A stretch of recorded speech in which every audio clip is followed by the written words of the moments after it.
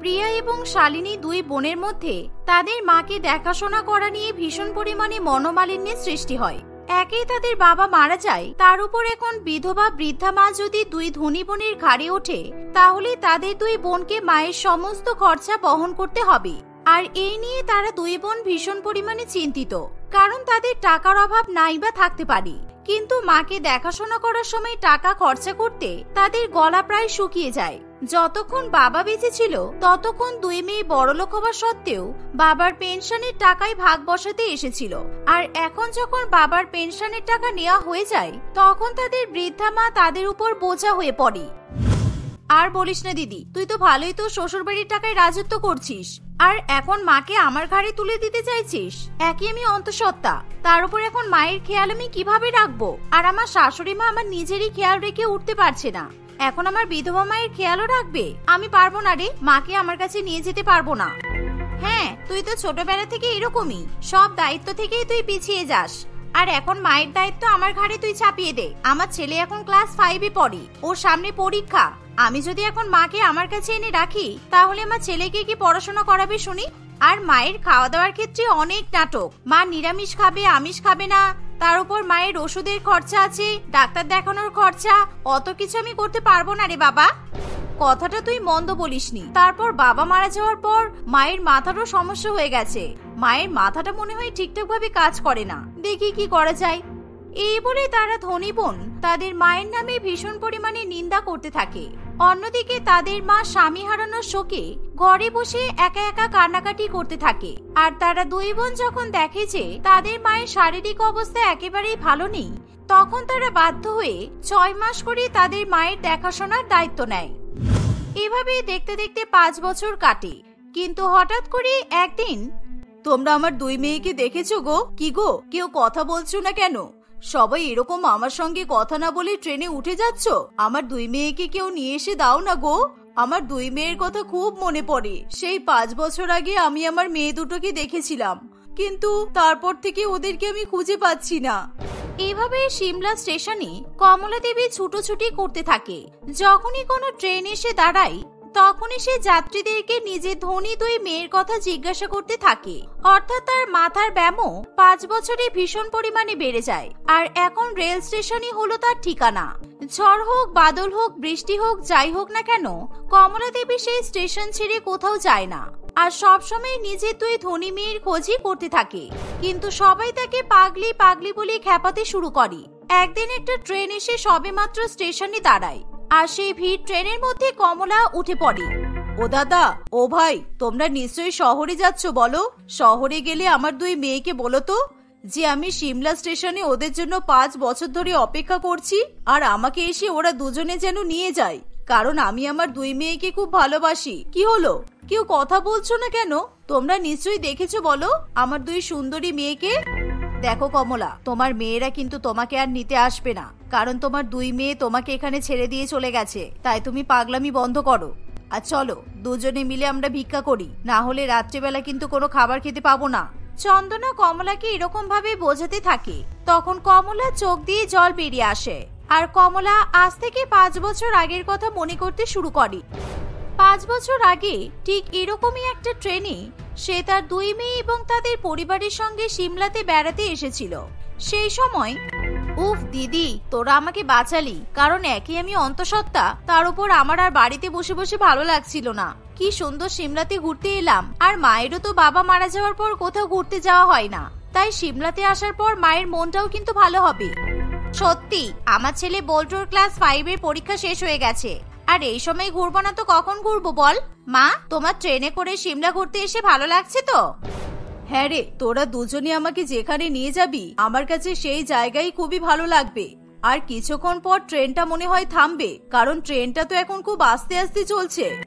হ্যাঁ মা, এক্ষুনি সিমলা স্টেশন চলে আসবে। আর শোনো মা, তোমাকে আমরা একটা বেঞ্চিতে বসিয়ে রেখে সবাই মিলে হোটেল খুঁজতে যাব, কারণ তুমি যদি আমাদের সঙ্গে ব্যথা পা নিয়ে ঘুরে ঘুরে হোটেল খোঁজো তাহলে তুমি কিন্তু খুব কষ্ট পাবে। তারপর হোটেল খোঁজা হয়ে গেলে তোমাকে স্টেশন থেকে আমরা নিয়ে যাব, কেমন? না না, আমার একা একা স্টেশনে বসে থাকতে খুব ভয় করবে। তোরা একজন অন্তত আমার সঙ্গে থাকিস, তাহলে আমার কোনো ভয় লাগবে না, আর দুজন থাকলে বসে বসে গল্পও করতে পারবো। কেন, ভয়ের কি আছে মা? তুমি এমন করে বলছো যেন তোমাকে আমরা স্টেশনে বসিয়ে রেখে পালিয়ে যাব আর জীবনে ফিরে আসবো না। তুমি বসে থাকবে, কিচ্ছু হবে না। আমরা 10 মিনিটের মধ্যেই হোটেল খুঁজে তোমাকে নিয়ে যাব। এই কথা বলে দুই মেয়ে তাদের মাকে চুপ করিয়ে দেয়। আর কিছুক্ষণের মধ্যেই সিমলা স্টেশনে গিয়ে তারা পৌঁছায়। আর তারা তাদের মাকে একটা বেঞ্চিতে বসিয়ে রেখে হোটেল খোঁজার নাম করে পরের ট্রেনে নিজেদের পরিবারকে নিয়ে লুকিয়ে লুকিয়ে উঠে পড়ে। আসলে সিমলাতে ঘুরতে আসা তাদের কাছে একটা পরিকল্পনা ছিল, যাতে তারা তাদের বয়স্ক মায়ের কাছ থেকে হাত পা ছেড়ে দিতে পারে। আমরা সিমলাতে গিয়ে মাকে ছেড়ে দিয়ে আসবো, কেমন? আর এমনিতেও আমাদের মা কেমন পাগল হয়ে গেছে, তাই লোকে যদি জিজ্ঞাসা করে তখন আমরা বলবো আমাদের পাগল মা বাড়ি ছেড়ে পালিয়ে গেছে। আর লোকে আমাদের কথা খুব সহজেই বিশ্বাস করে নেবে, তাই তো? হ্যাঁ, ঠিকই বলেছিস। কিন্তু হ্যাঁ, আমার ছেলে যেন এই বিষয়টা জানতে না পারে, কারণ ও একেবারে দিদা বলতে পাগল। ও যদি একবারও জানতে পারে তাহলে কিন্তু ও মাকে সব সত্যি কথা বলে দেবে, আর মা আমাদের সঙ্গে যেতেই চাইবে না। এভাবে দুই বোন পরিকল্পনা করে নিজেদের মাকে একা একা সিমলাতে ফেলে দিয়ে অন্যদিকে কমলা কান্নাকাটি করে মরে গেলেও নিজের দুই মেয়েকে আর ফিরে পায় না। ফলে সে প্রত্যেকদিন সিমলা স্টেশনে এরকম রোদে পড়ে জলে ভিজে নিজের দুই মেয়েকে খুঁজে খুঁজে আরো বেশি পাগল হয়ে ওঠে। অন্যদিকে তার দুই বড়লোক মেয়ে একেবারে তাদের পরিবারকে নিয়ে আনন্দে মেতে থাকে, কিন্তু কষ্ট পায় বল্টু, কারণ সে তার দিদাকে প্রচন্ড পরিমাণে মনে করে। দিদা, তুমি আমাদেরকে ছেড়ে কোথায় চলে গেলে দিদা? আমি এখন ক্লাস 10-এ উঠে গেছি, 5 বছর কেটে গেছে, কিন্তু তবুও আমি তোমার কথা মনে করি। সবসময় আমার তোমার জন্য কষ্ট হয়, আর আমি বুঝতে পারি তুমিও হয়তো কোথাও না কোথাও আমার জন্য অপেক্ষা করছো। এই বলে বল্টু কাঁদতে কাঁদতে তার মায়ের কাছে যাবে, এমন সময় বল্টু তার মাকে নিজের মাসির সঙ্গে গল্প করতে দেখে। আর বলিস না, আমার ছেলেটা একেবারে দিদা দিদা করে পাগল হয়ে যাচ্ছে। আর ওর পাগল দিদার ভয়ে আমি সিমলাতে ঘুরতে যেতেও পারছি না, কারণ ওখানেই তো বুড়িটাকে ফেলে রেখে এসেছি। কি জানি পাগলি বুড়িটা এতদিনে মরে গেছে নাকি। চুপ কর, আস্তে কথা বল। তোর ছেলে যদি শুনে নেয় না তাহলে কিন্তু কেলেঙ্কারি বেঁধে যাবে। আর সিমলাতে ঘুরতে না যাওয়ার কি কারণ আছে বলতো? আমাদের মা তো এমনিতেই পাগলি। আমাদের যদি দেখতেও পাই তাহলে আমরা পাগলি বলে পাশ কাটিয়ে চলে যাব। আর আমাদের এমনিতেও অনেক টাকা আছে, যদি প্রয়োজন হয় হাতে 5,000-6,000 টাকা গুঁজে দেব, কি আছে?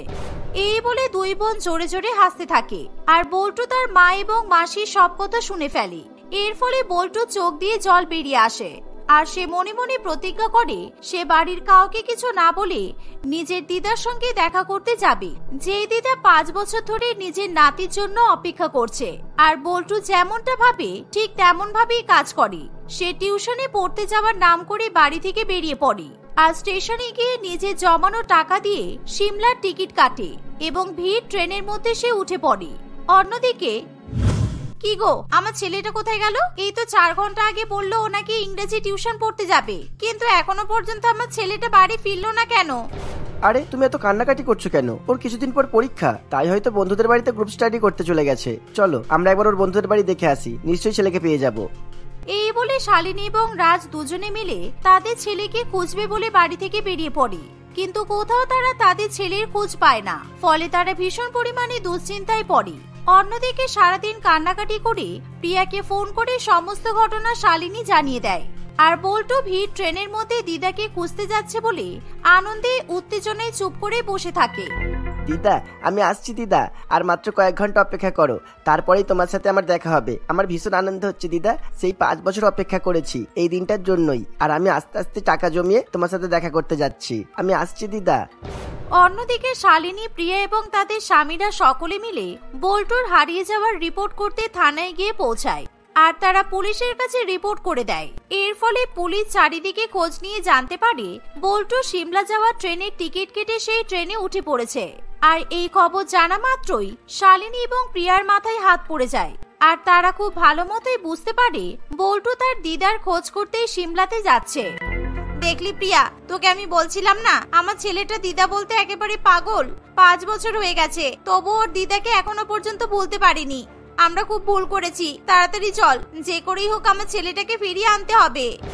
অন্যদিকে বল্টু যখন সিমলা স্টেশনে পৌঁছায় তখন সে কোথাও তার দিদাকে দেখতে পায় না, বরঞ্চ সে দেখে যে একজন পাগলি ভিখারি মহিলা সকলের কাছে ভিক্ষা চাইছে।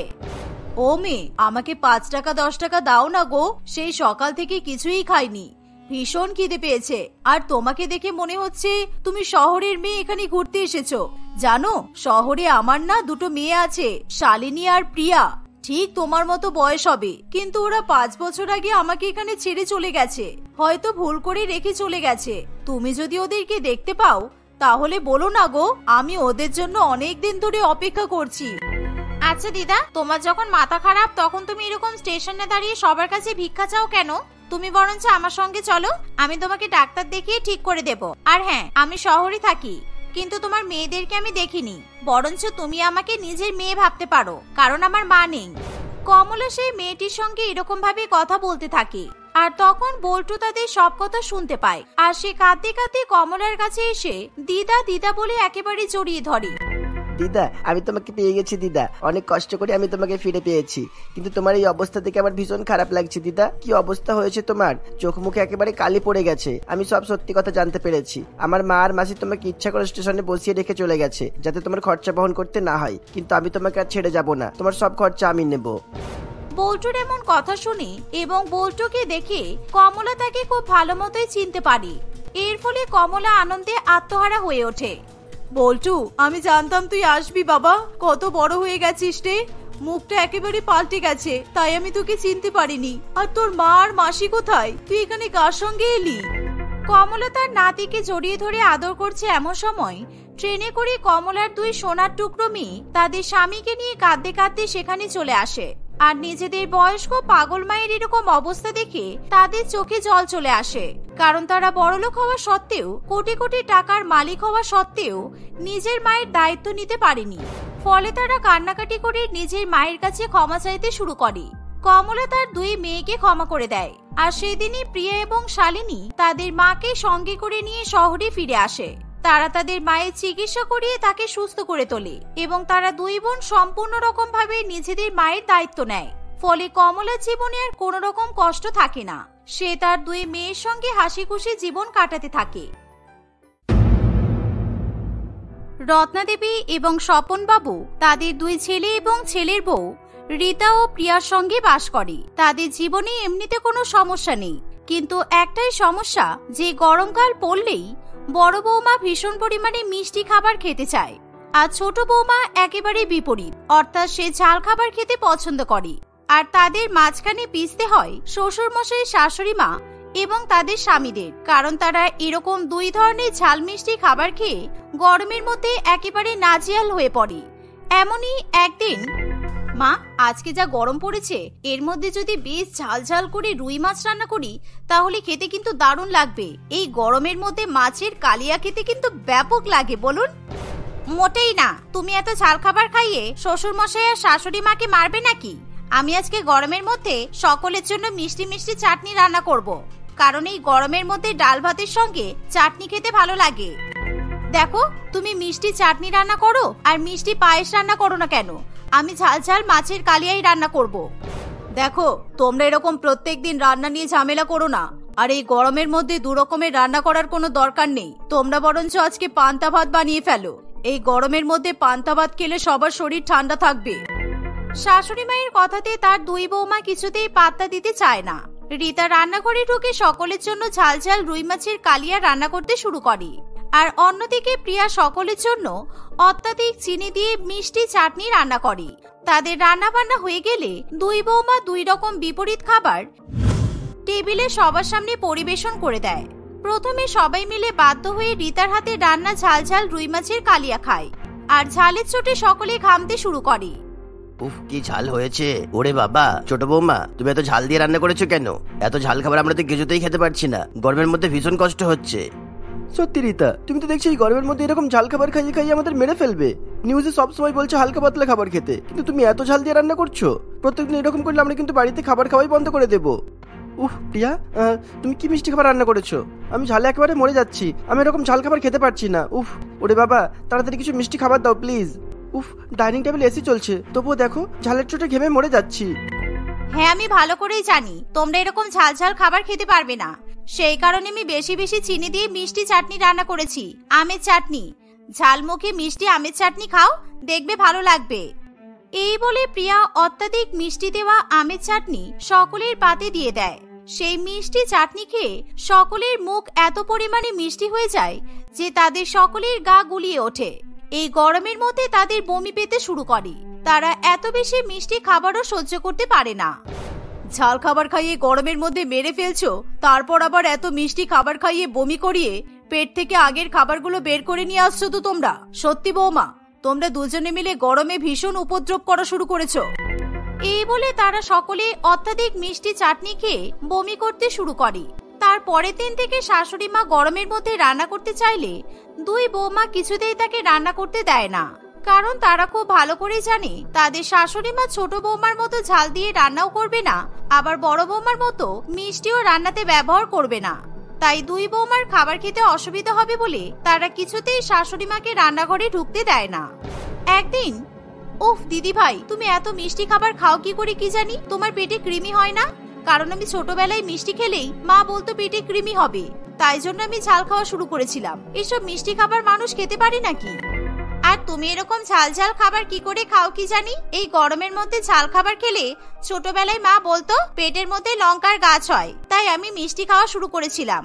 আর গরম মানেই তো মিষ্টি দই, মিষ্টি রাবড়ি, মিষ্টি কুলফি, মালাই, আমি এইসবই বুঝি।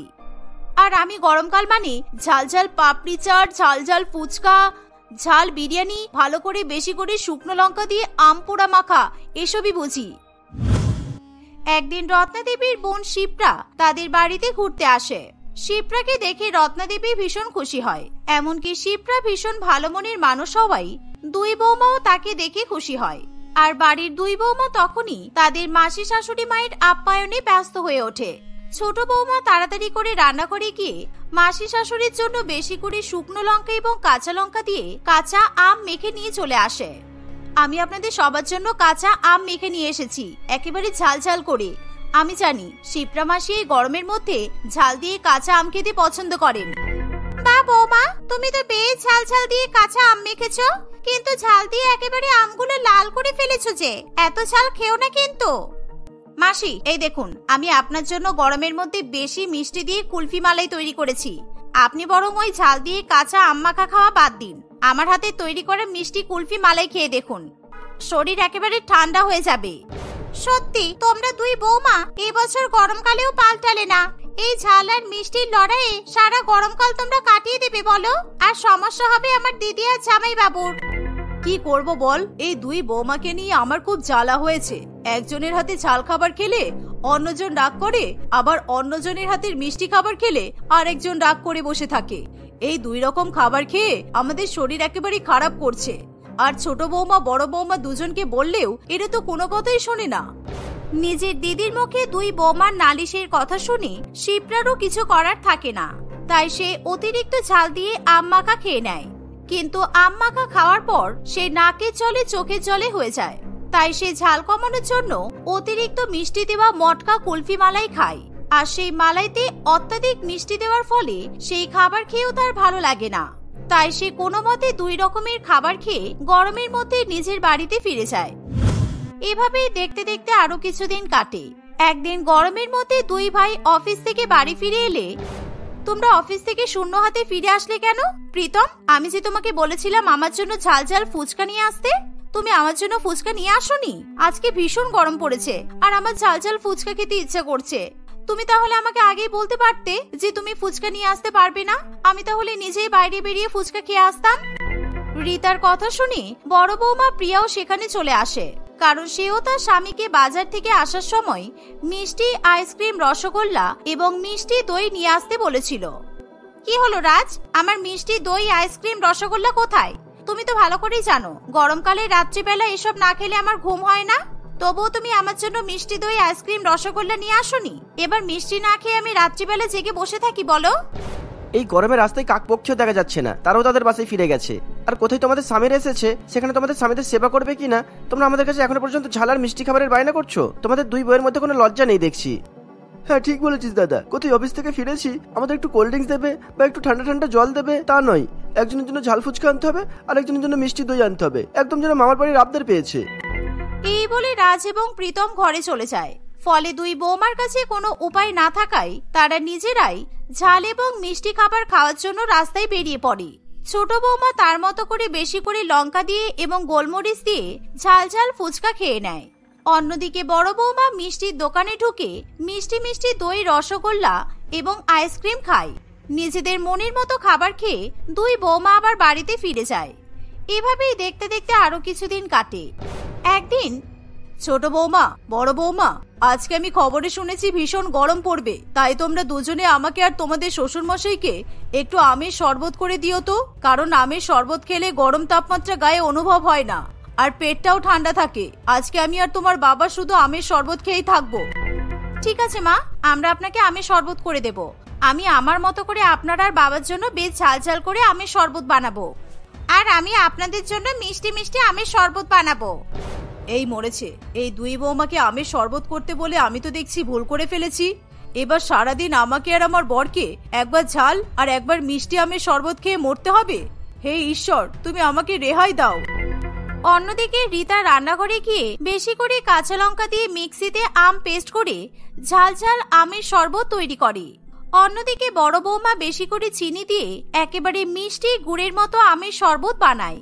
দুই বৌমা সেই আমের শরবত নিয়ে তাদের শাশুড়ি মেয়ে এবং শ্বশুর মশাইয়ের কাছে চলে যায়। এই নিন মা, বাবা, আমি আপনাদের জন্য আমের শরবত বানিয়েছি। আপনারা তাড়াতাড়ি করে ঝাল ঝাল আমের শরবত খেয়ে নিন, দেখবেন শরীর মন দুটোই ঠান্ডা থাকবে আর শরীরও অসুস্থ হবে না। না না মা, আপনাকে আর বাবাকে এরকম ঝালের আমের শরবত খেয়ে শরীর খারাপ করতে হবে না। আমি আপনাদের জন্য মিষ্টি দিয়ে আর গুড় দিয়ে আমের শরবত বানিয়েছি, আপনারা এই শরবতটাই খান। এইভাবেই ছোট বৌমা এবং বড় বৌমার মধ্যে ঝাল এবং মিষ্টি আমের শরবত নিয়ে ঝগড়া শুরু হয়ে যায়। তাদের দুজনের মধ্যে কে প্রথমে আমের শরবত শাশুড়িমা এবং শ্বশুর মশাইকে খাওয়াবে তাই নিয়ে হয় আসল বিবাদ। ফলে রত্নাদেবী এবং স্বপনবাবু খুবই ঝামেলায় পড়ে। এই গরমের মধ্যে তারা একদমই খাওয়া দাওয়া নিয়ে ঝগড়া পছন্দ করে না। আরে বাবা, ঠিক আছে, তোমরা দুজনে এবার দয়া করে চুপ করো। আমরা তোমাদের হাতে ঝাল আমের শরবত আর মিষ্টি আমের শরবত দুটোই খাবো, আর কোনো সমস্যা হবে না তো তাহলে? এভাবেই গরমের মধ্যে রত্নাদেবী এবং স্বপনবাবু সারাদিন ধরে একবার ঝাল ঝাল আমের শরবত খায়, আবার তারপরেই মিষ্টি মিষ্টি আমের শরবত খায়। এর ফলে তাদের ভীষণ পরিমাণে পেট ব্যথা শুরু করে, কিন্তু তবুও তারা দুই রকম শরবত সারাদিন খাওয়ার ফলে নিজেদের শরীরকে ঠিক রাখতে পারে না। রত্না, আমার শরীর খুব খারাপ লাগছে গো। আমি আর এই দুই রকম ঝাল আর মিষ্টি আমের শরবত খেতে পারছি না। আমার গা কিরকম গরম গরম হয়ে আসছে, মনে হচ্ছে জ্বর আসবে। আমার যদি এখন কিছু হয়ে যায় রত্না, তখন কি হবে? আমারও মাথা ভীষণ ঘুরছে, আমি আর দাঁড়িয়ে থাকতে পারছি না জানো, আর পেটটাও ভীষণ যন্ত্রণা করছে। এই গরমের মধ্যে দুই বৌমার ঝাল আর মিষ্টি খাবারের চক্করে পড়ে আমাদেরকে মনে হয় অকালে প্রাণ হারাতে হবে। এই বলতে বলতে তারা দুজনেই অজ্ঞান হয়ে মাটিতে পড়ে যায়। আর স্বপনবাবু ও রত্নাদেবীকে এরকম মাটিতে পড়ে থাকতে দেখে সকলে ভীষণ ভয় পেয়ে যায়। তৎক্ষণাৎ তাদের দুজনকে নিয়ে তারা হসপিটালে চলে যায়। গরমের মধ্যে নিজের বাবা মায়ের এরকম অবস্থা দেখে দুই ভাই ভালো করে ব্যাপারটা ধরতে পারে। যদি আবার বাবা মার যদি কিছু হয়ে যায়, তোমাদের দুইজনকে কিন্তু আমরা দুই ভাই ঘর ছাড়া করে ছাড়বো। তোমরা শুধু অপেক্ষা করো যে তোমাদের আমরা কি দুর্দশা করবো দেখো। সেই সময় ডাক্তারবাবু তাদের বাবা মায়ের চিকিৎসা করে বাইরে বেরিয়ে আসে। দেখুন, এই মুহূর্তে শহরে যা গরম পড়েছে তাতে আমরা আপনার মা বাবার পেটের এক্সরে করে দেখেছি। ওনারা এত পরিমাণে ঝাল আর মিষ্টি খাবার খেয়েছেন তাতে ওনাদের হিট ফিভার হয়ে গেছে। আর আপনাদের মা বাবারা এমনিতেই সুগার আর প্রেসারের রোগী, সুতরাং ওই রকম খাবার খাওয়ার ফলে তাদের প্রেসার এবং সুগার অতিরিক্ত মাত্রায় বেড়েও গেছে। তাই এখন যদি আপনারা ওনাদের খাওয়া দাওয়ার বিষয়ে খেয়াল না রাখেন তাহলে কিন্তু পরবর্তীকালে ওনাদের প্রাণ সংকট হতে পারে। ডাক্তারবাবুর এমন কথা শুনে ছোট বৌমা এবং বড় বৌমা ভীষণ পরিমাণে ভয় পেয়ে যায়। আর তারা তাদের শ্বশুর মশাই এবং শাশুড়ি মায়ের শারীরিক অবস্থার জন্য অত্যন্ত লজ্জা বোধ করে। এমনকি তারা দুজনে শ্বশুর মশাই এবং শাশুড়ি মায়ের কাছে গিয়ে কান্নাকাটিও শুরু করে। বাবা, মা, দয়া করে আমাকে ক্ষমা করে দিন। আমি আর কোনোদিনও বাড়িতে বেশি ঝাল দিয়ে খাবার রান্না করব না, আর নিজেও এই গরমে ঝাল খাবার খাবো না। মা বাবা, আমারও ভীষণ ভুল হয়ে গেছে। আমিও গরমের মধ্যে অনেক অতিরিক্ত পরিমাণে মিষ্টি দিয়ে খাবার রান্না করেছি আর আপনাদেরকে জোর করে খাইয়েছি। সেই জন্য আপনাদের শরীর আরো খারাপ করেছে। দয়া করে আমাকে ক্ষমা করে দিন আপনারা। যাক, আমাদের শরীর খারাপ হয়ে তোমরা যে নিজেদের ভুল বুঝতে পেরেছো, এতেই আমরা অনেক খুশি হয়েছি। আমাদের শরীর খারাপ হওয়াটা তোমাদের অনেক কাজে দিয়েছে। এরপর থেকে ঈশ্বরের কৃপায় আমরা সাধারণ খাবার খেতে পারবো। এই গরমের মধ্যে এবার কিন্তু তোমরা হালকা পাতলা খাবারই রান্না করবে। তারপর থেকে ছোট বৌমা কোনোদিনও আর ঝাল দেওয়া খাবার রান্না করে না। অন্যদিকে বড় বৌমাও কোনোদিনও অতিরিক্ত মিষ্টি দেওয়া খাবারও রান্না করে না। এভাবেই তারা দুজনে মিলে সকলের স্বাস্থ্যের কথা খেয়াল রেখে গরমের মধ্যে হালকা পাতলা খাবার রান্না করে এবং গরমের মধ্যে সেই খাবার খেয়ে তারা জীবন কাটাতে থাকে।